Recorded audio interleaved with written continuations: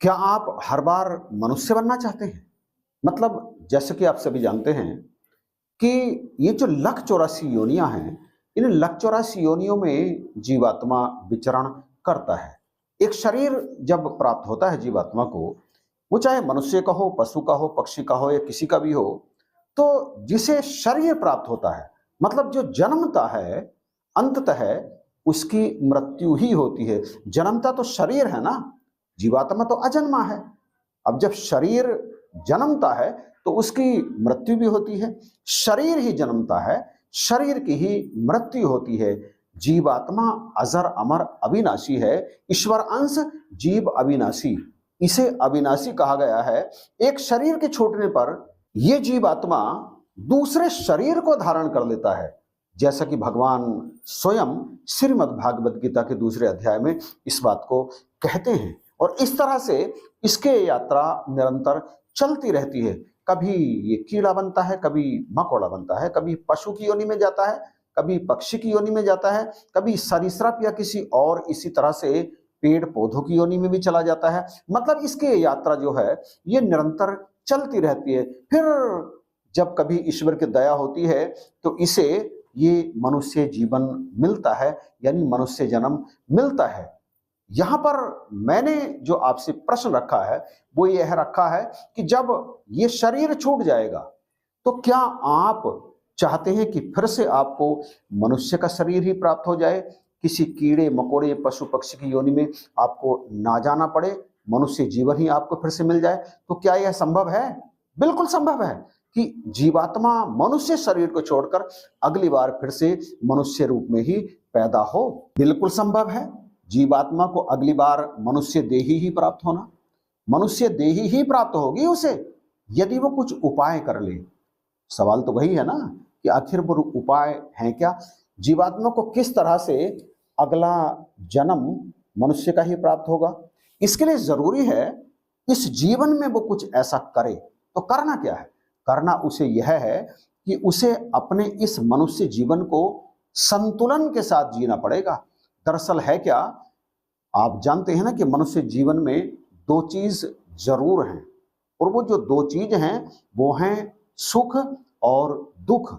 हर कोई मनुष्य, चाहे वो गरीब हो, अमीर हो, पढ़ा लिखा हो, अनपढ़ हो, काला हो, गोरा हो, मतलब उसकी कैटेगरी चाहे जो हो, उसका सामना सुख और दुख इन दोनों से जरूर होता है। और जब ये दोनों आते हैं अलग अलग समय पर तो फिर क्या होता है?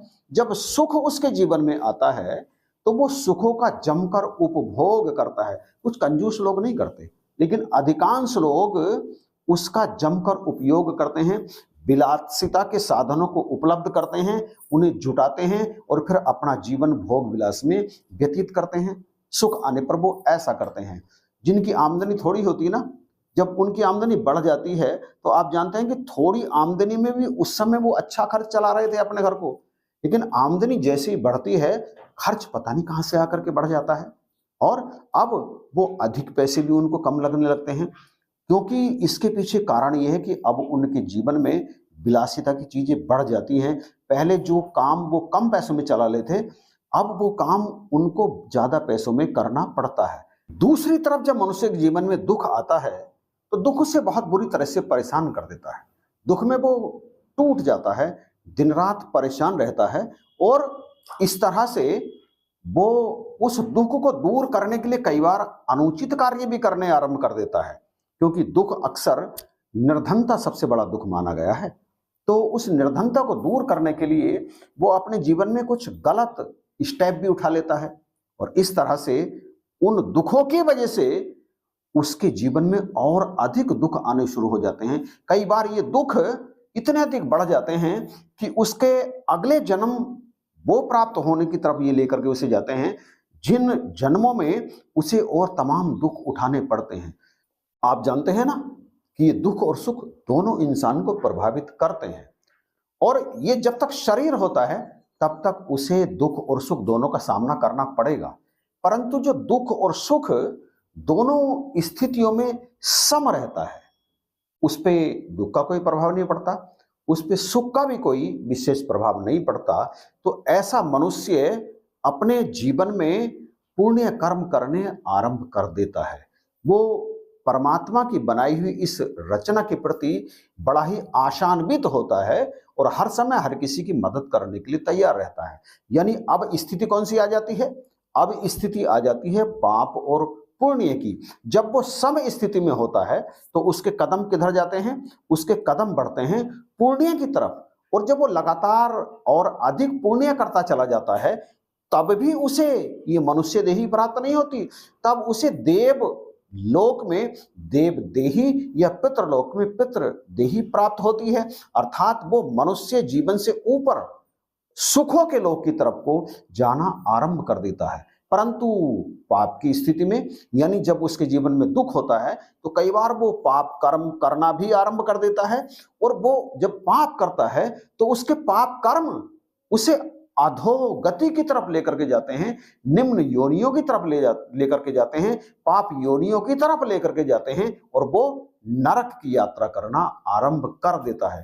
परंतु यहां सवाल यह था कि ऐसा क्या करे कि मनुष्य को फिर से मनुष्य जीवन ही प्राप्त हो, क्योंकि अगर ऊपर के लोक में चला गया तो उसे सुख ही सुख प्राप्त होंगे, कर्म करने का वहां कोई मतलब होता नहीं है।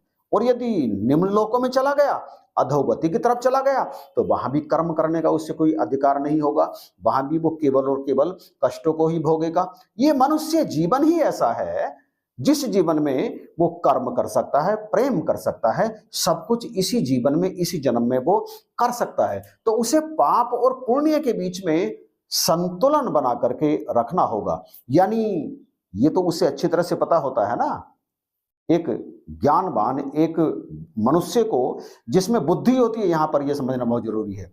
कई निर्बुद्धि लोग भी होते हैं जो पाप और पुण्य पर विचार नहीं करते, परंतु बुद्धिमान उससे माना गया है जो पाप और पुण्य पर विचार करता है, जिसका विवेक जागृत होता है। तो ऐसे मनुष्य यदि आप हैं जिनका विवेक जागृत है और आप चाहते हैं कि आपको मनुष्य जीवन ही प्राप्त हो, अगली बार भी बार बार आप मनुष्य ही बनना चाहते हैं, तो करना यह होगा कि जब आपके पुण्य कर्म आपके अंदर अहंकार उत्पन्न करना आरंभ कर दें, क्योंकि विवेकशील मनुष्य जान जाता है अच्छी तरह से कि अब उसके अंदर अहंकार उत्पन्न हो गया है। और यदि वो नहीं भी जानता है, उसे नहीं पता चलता अपने अंदर आने वाले अहंकार का, तो वो दूसरे किसी ज्ञानवान किसी विवेकशील मनुष्य के पास जाकर के उससे पूछे कि मेरे कर्म ऐसे होते चले जा रहे हैं, कहीं आपको मेरे चरित्र में अहंकार तो दिखाई नहीं देता? और यदि सामने से जवाब मिले कि हाँ आपके अंदर अहंकार आना दिखाई दे रहा है, तो फिर आप अपने आप को दूसरी तरफ, यानी आप अपने आप को रजस की तरफ झुका लें। जब आप रजस की तरफ झुका लें और रजस बढ़ने लगे तो फिर आप अपने आप को सत्व की तरफ झुका लें। यानी पाप और पुण्य दोनों में आप संतुलन बना करके चलें। पाप आप ना करें, परंतु पाप ना करें इस बात का आपके अंदर अहंकार नहीं आना चाहिए। अहंकार दोनों तरफ से आता है। आप बहुत अधिक पुण्य कर रहे हैं तो भी अहंकार आ सकता है, और आप पाप नहीं कर रहे हैं तो भी आपके अंदर पाप ना करने का अहंकार आ सकता है। ये दोनों अहंकार ही अहम को जन्म देते हैं और यहीं से जीवात्मा के अगले जन्मों का निर्माण होता है। परंतु यदि अगले जन्मों का निर्माण ही आरंभ ना हो, आप न पुण्य में फंसे और ना ही आप पाप में फंसे, आपके अंदर अहंकार भी शून्य हो, तो निश्चित जानिए आप अगली बार मनुष्य के रूप में ही जन्म लेंगे। ईश्वर आपको अगली बार मनुष्य ही बनाएंगे, क्योंकि आप इस बात को भी तो सत्य मानिए कि ईश्वर ये थोड़ी चाहते हैं कि हर जीवात्मा नरक का ही भागी बने या हर जीवात्मा स्वर्ग लोकों में ही अपने आप को ले जाकर के स्थापित करे, स्वर्ग के सुख भोगे ना।